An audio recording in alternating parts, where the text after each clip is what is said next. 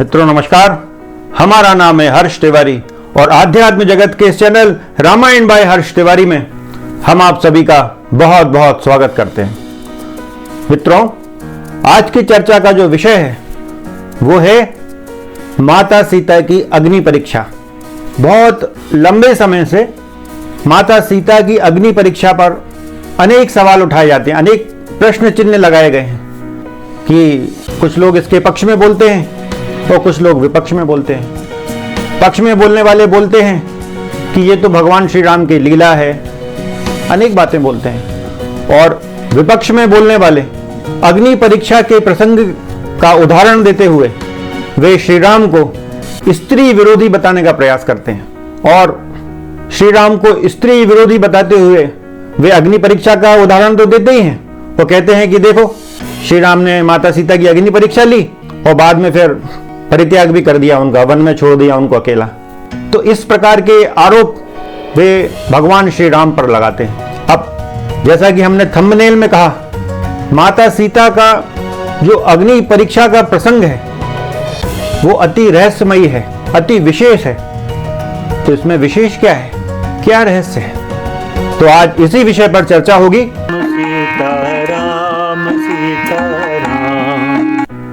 मित्रों, हम लोग जानते हैं कि भगवान श्री विष्णु ने और श्री लक्ष्मी ने इस संसार में भगवान श्री राम का और माता सीता का रूप धारण किया। इस संसार में उन्होंने मानव लीला की। तो इस संसार के वे सर्वश्रेष्ठ नेता और सर्वश्रेष्ठ अभिनेता हैं। भगवान श्री राम सर्वश्रेष्ठ अभिनेता हैं। अभिनेता यानी एक्टर।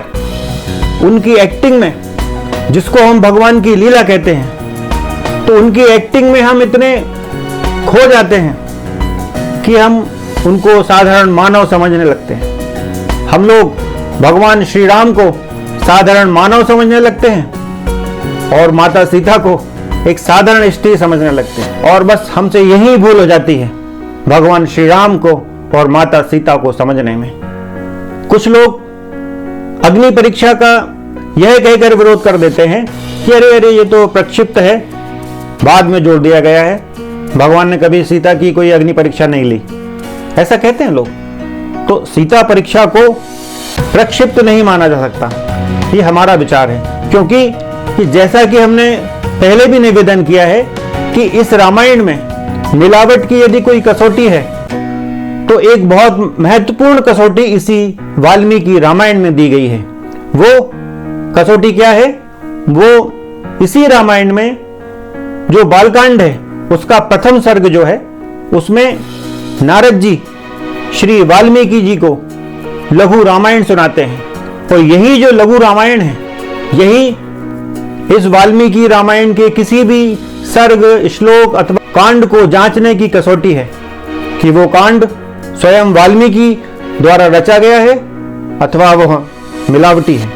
नारद जी की इसी लघु रामायण में अग्नि परीक्षा का प्रसंग भी आता है। तो चूंकि अग्नि परीक्षा का प्रसंग लघु रामायण में है, इसलिए इसको मिलावट नहीं कहा जा सकता। तो अब ये मिलावट नहीं है तो फिर इसके पीछे कुछ ना कुछ विशेष कारण अवश्य होगा कि भगवान ने ये सब दृश्य क्यों रचा। आज इसको बारीकी से देखना पड़ेगा। श्री राम रक्षा स्तोत्र का जो पहला श्लोक है बड़ा महत्वपूर्ण है कि चरितम रघुनाथस्य शतकोटि प्रविस्तरम एक अक्षरम पुंसाम महापातक नाशनम। कि राम जी का जो चरित्र है वो 100 करोड़ विस्तार वाला है और उसका एक एक अक्षर सारे पापों को नष्ट करने वाला है। तो राम जी के चरित्र में कोई छेद तो है ही नहीं, उनका चरित्र निर्मल है। तुलसीदास जी क्या कह रहे हैं कि वर्णो रघुवर विमल जस जो दायक फल चार। राम जी का चरित्र विमल है, जिसमें कोई मल नहीं है। यदि किसी को मल दिखता है तो उसकी बुद्धि में मल है। यदि आंखों के ऊपर काला चश्मा आदमी पहन लेता है तो सब जगह अंधेरे अंधेरा दिखता है उसको, तो इसमें प्रकाश का दोष नहीं है। उसने आंखों के ऊपर जो चश्मा धारण कर लिया है काले रंग का, दोष उसका है। और ये अग्नि परीक्षा हम लोगों की दृष्टि में अग्नि परीक्षा है। ना भगवान ने अग्नि परीक्षा ली, ना सीता जी ने अग्नि परीक्षा दी। ये तो उन दोनों की लीला है, मिलकर उन दोनों ने एक लीला खेली है। क्योंकि भगवान श्री राम को और माता सीता को लौटकर अयोध्या आना है। अयोध्या के सारे नागरिक तो भगवान नहीं है, भगवान तो केवल राम सीता ही है ना।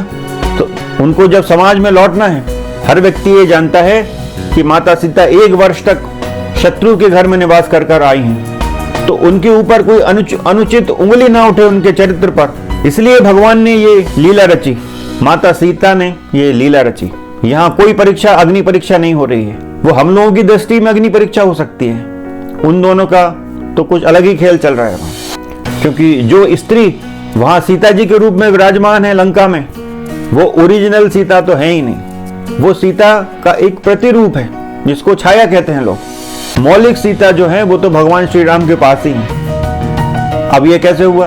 तो हम लोग संसार में एक चीज देखते हैं कि अनेक संत जो हैं, जो बहुत उच्च स्तरीय संत हैं, तो वो एक साथ में अनेक स्थानों पर पाए जाते हैं कि यदि वो एक स्थान पर लोगों के सामने विराजमान है तो वो अन्य सैकड़ों जगह पर भी उनकी स्थिति पाई जाती है। तो ये उनकी साधना की उच्च अवस्थाओं के कारण होता है। ये सांसारिक लोग हैं, संत महात्मा लोग, तो जो इस प्रकृति के रचयिता है, तो क्या वो अनेक रूप धारण नहीं कर सकते? जिन्होंने ये पूरी सृष्टि की रचना की है, क्या वो अनेक रूप धारण नहीं कर सकते? माता सीता जो लोगों को वहां लंका में दिखाई दे रही हैं, वो तो उनकी प्रतिछाया मात्र है। ओरिजिनल सीता जी को यदि रावण स्पर्श कर देता तो जलकर भस्म हो जाता। ये शब्द मंदोदरी ने कहे कि उस सती सीता को हाथ लगाने पे तुम उसी समय क्यों नहीं भस्म हो गए? जब रावण की मृत्यु हो जाती है और मंदोदरी विलाप करती हैं, उस समय वो कहती है ये बात कि जब आपने सीता को पहली बार स्पर्श किया था तभी क्यों नहीं भस्म हो गए जलकर? और रावण की तो औकात ही नहीं थी कि वो सीता का हरण कर लेता। राम जी और सीता जी की लीला स्वरूप माता सीता का हरण हो पाया। भगवान स्वयं हट गए वहां से, लक्ष्मण जी को हटा दिया गया, तो रावण को मौका दिया गया कि वो जिस स्त्री को सीता समझ रहा है, जिनके मोह में वो पड़ गया है, तो उनका वो हरण करके ले गया। तो ये दोनों की ही लीला है, माता सीता की और श्री राम की। रावण क्या हरण कर सकता है? और ये जो दृश्य उपस्थित किया गया है, भगवान श्री राम द्वारा सीता जी द्वारा अग्नि में कूद गई सीता जी, और भगवान क्रोध की अवस्था में है, तो सारे देवी देवता प्रकट हो गए। उसमें ब्रह्मा जी हैं, उसमें शंकर जी हैं, इंद्र हैं, कुबेर हैं, वरुण हैं, अनेक देवी देवता हैं, अनेक सिद्ध गण हैं। उन लोगों की उपस्थिति में ये सब हो रहा है। तो पहले वो सभी देवता गण जो हैं भगवान की स्तुति करते हैं, ब्रह्मा जी स्तवन करते हैं भगवान श्री राम का। बड़ी सुंदर स्तुति है वो भगवान श्री राम की। और वे सभी देवी देवता भगवान श्री राम से कहते हैं कि आप अपने मौलिक स्वरूप को पहचानिए, कि आप साक्षात विष्णु हैं और सीता और कोई नहीं, साक्षात लक्ष्मी स्वरूप है। तो ये जब घटना घट रही है अग्नि परीक्षा की, तो उस समय हजारों की संख्या में राक्षस गण मौजूद हैं, अनेक स्त्रियां मौजूद हैं, अनेक वानर गण उपस्थित हैं वहां। उनकी उपस्थिति में ये सब हो रहा है। तो यहां भगवान श्री राम की राम नीति का दर्शन हो रहा है। कृष्ण नीति की चर्चा तो लोगों ने बहुत सुनी है। ये सब जो है भगवान श्री राम की विशेष राम नीति का उदाहरण है कि एक अग्नि परीक्षा का दृश्य उपस्थित किया गया और भगवान थोड़े क्रोधित हुए तो सारे देवी देवता प्रकट हो गए, और अग्निदेव अग्नि से प्रकट होकर माता सीता को लेकर आते हैं, और वो भी भगवान श्री राम से कहते हैं कि ये आपकी पत्नी सीता है, परम पवित्र है, आपके अतिरिक्त इसके हृदय में किसी दूसरे व्यक्ति का भाव तो आ ही नहीं सकता। ये सब बातें एक साक्ष्य के रूप में, गवाही के रूप में भगवान श्री राम ने देवताओं के मुंह से कहलवा ली। इतने अपार जनसभा के बीच में वाल्मीकि जी लिखते हैं कि इस अग्नि परीक्षा को तीनों लोगों ने देखा, समस्त भूतों ने देखा। ये जो अग्नि परीक्षा का जो प्रकरण है, ये पूरी रामायण का बहुत महत्वपूर्ण प्रसंग है। और ये जो प्रसंग है, यही तो सीता के परित्याग की सारी संभावनाओं को निरस्त कर देता है। इसी प्रसंग से सिद्ध हो जाता है कि भगवान ने माता सीता को कभी त्यागा ही नहीं। वे जितने समय तक भी इस पृथ्वी पर रहे, दोनों साथ में रहे, क्योंकि भगवान ने उस समय कुछ समय के लिए माता सीता का परित्याग किया है। इसी कारण तो अग्नि परीक्षा हुई। माता सीता अग्नि में कूद गई। भगवान श्री राम उनसे कुछ दुर्वचन कहते हैं और वे सहन नहीं कर पाती हैं, वो अग्नि में कूद जाती हैं। फिर अग्निदेव उनको लेकर आते हैं। तो ये हम लोगों की दृष्टि में अग्नि परीक्षा हो सकती है, लेकिन एक विशेष लीला यहाँ भगवान की हुई है कि सीता जी अपने मौलिक रूप में अग्निदेव के साथ प्रकट हुई है। इस सीता अग्नि परीक्षा के प्रसंग के माध्यम से पहली बार इस संसार के समक्ष यह उद्घाटित हुआ है, यह रहस्य उद्घाटन हुआ है कि भगवान श्री राम और कोई नहीं, भगवान श्री विष्णु हैं और माता सीता और कोई नहीं, स्वयं आदि लक्ष्मी है। ये बात किसने कही है? ये बात स्वयं ब्रह्मा जी बोल रहे हैं। तो इस अग्नि परीक्षा के प्रसंग के माध्यम से भगवान की वास्तविकता का ज्ञान हो रहा है इस संसार को।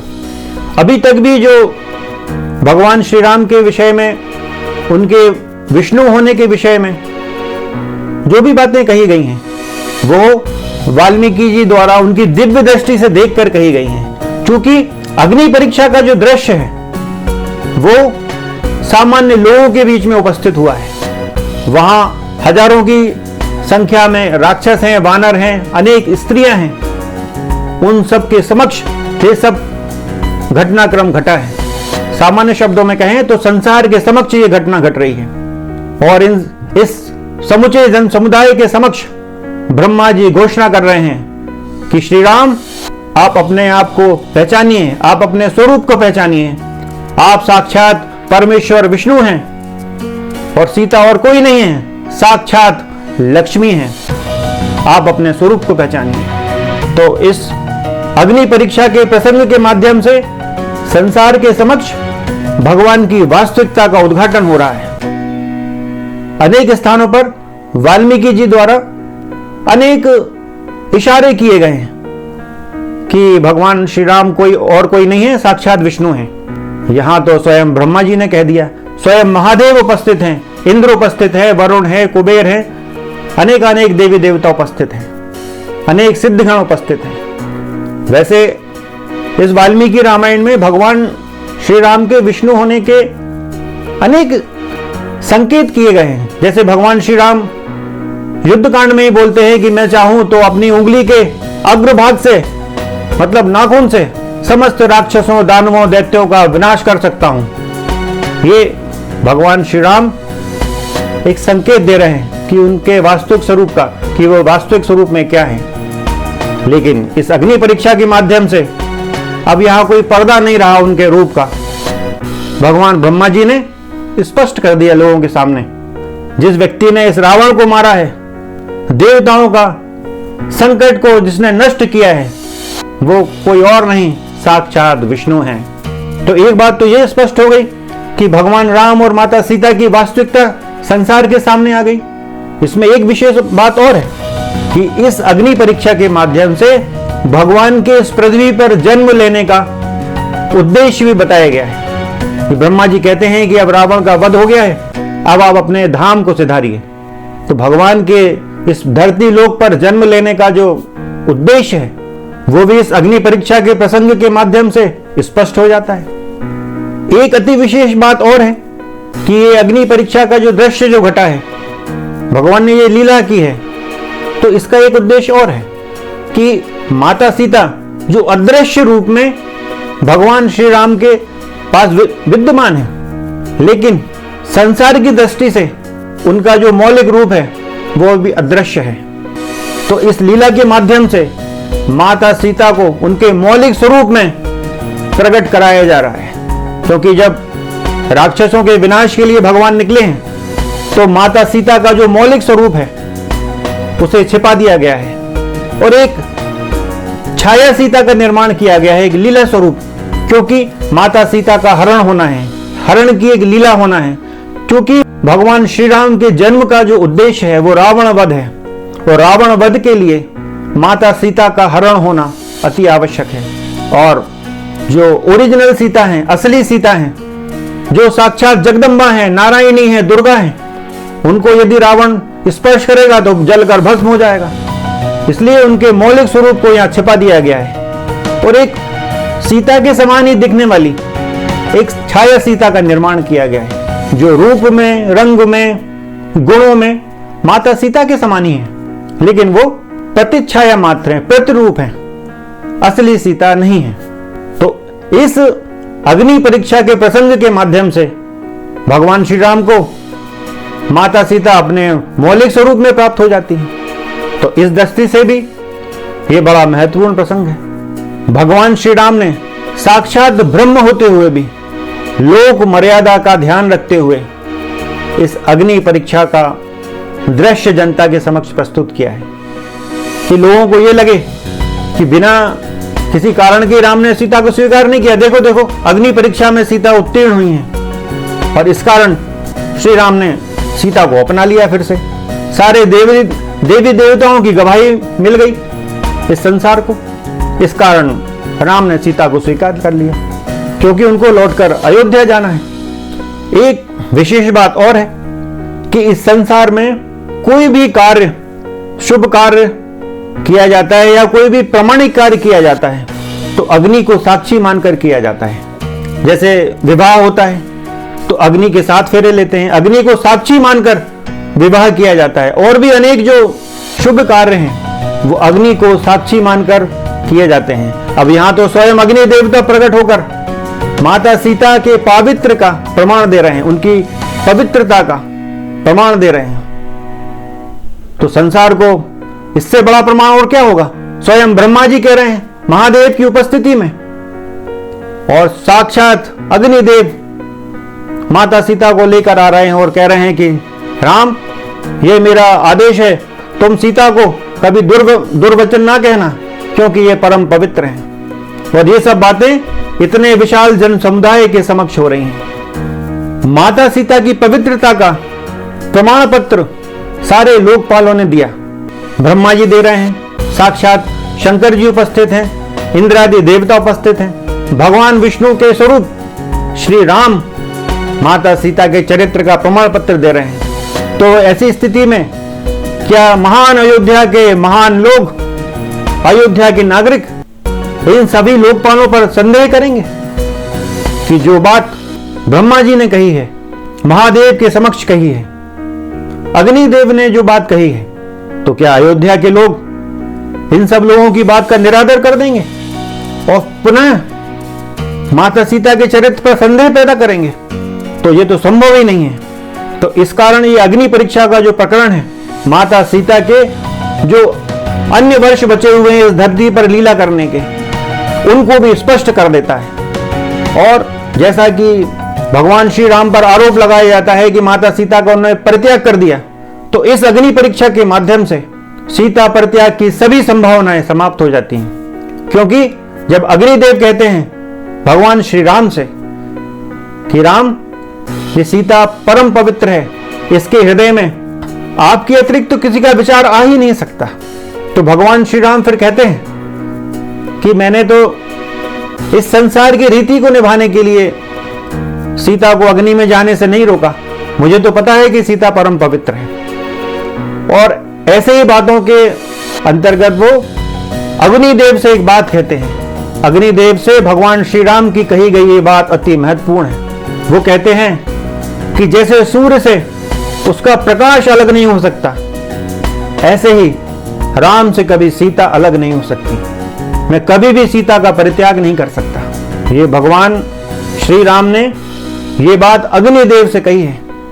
एक प्रकार से भगवान श्री राम का ये वचन है अग्निदेव को कि राम कभी सीता का परित्याग नहीं कर सकता। तो यदि कोई व्यक्ति सीता परित्याग की बात करता है कि राम ने सीता को त्याग दिया, तो वो व्यक्ति भगवान श्री राम पर वचन भंग करने का आरोप लगाता है। यह बात सभी लोग जानते हैं कि रघुकुल रीत सदा चली आई, प्राण जाए पर वचन न जाई। भगवान श्री राम ने अग्निदेव को वचन दिया है कि मैं सीता का कभी परित्याग नहीं कर सकता। तो यहां सीता परित्याग की सारी संभावनाएं समाप्त हो जाती हैं, क्योंकि भगवान ने अग्निदेव को वचन दिया है। तो इसी कारण हमने कहा कि ये अग्नि परीक्षा का जो प्रसंग है वो बहुत महत्वपूर्ण है, इस पर संदेह नहीं किया जा सकता, क्योंकि ये भगवान की एक विशेष लीला है। जैसा कि हमने आगे कहा कि यहां भगवान श्री राम और माता सीता की एक विशेष लीला हुई है। तो हमारे इन सारे वक्तव्यों से आपको ये बात स्पष्ट हो गई होगी कि अग्नि परीक्षा का ये प्रसंग कितना विशेष है, कितने सारे रहस्यों का यहाँ उद्घाटन हो रहा है। और माता सीता के भगवान श्री राम द्वारा परित्याग किए जाने की जो झूठी कथा है उसको यहाँ निरस्त कर दिया गया है। अतः जो व्यक्ति भगवान श्री राम द्वारा सीता के परित्याग के विषय में अनर्गल प्रलाप करता है तो वह भगवान श्री राम को वचन भंग का दोषी तो बनाता ही है। वो ब्रह्मा जी को, शंकर जी को, इंद्र आदि सभी लोकपालों को भी झूठा बताता है, उन सभी का वो अपमान करता है। तो इस माता सीता अग्नि परीक्षा के प्रसंग से सीता के परित्याग का जो प्रसंग है पूर्णतः झूठा साबित होता है। अग्नि परीक्षा का यह प्रसंग सिद्ध कर देता है कि वाल्मीकि रामायण में सीता परित्याग का जो प्रसंग मिलाया गया है वह झूठा है, एक मनगढ़ंत कहानी है भगवान श्री राम को अपमानित करने की, उनकी छवि को धूमिल करने की, उनकी कीर्ति को कलंकित करने की। तो मित्रों, आज इतना ही। अगले किसी वीडियो में फिर किसी अन्य विषय पर चर्चा करेंगे। आज अनुमति दें। जय सिया राम, जय जय श्री राम। राम राम राम राम राम राम राम सीता राम सीता राम। आप लोगों से एक विशेष अनुरोध है कि कृपया इस चैनल को सब्सक्राइब करें, वीडियोस को ज्यादा से ज्यादा शेयर करें, लाइक करें और कमेंट करें।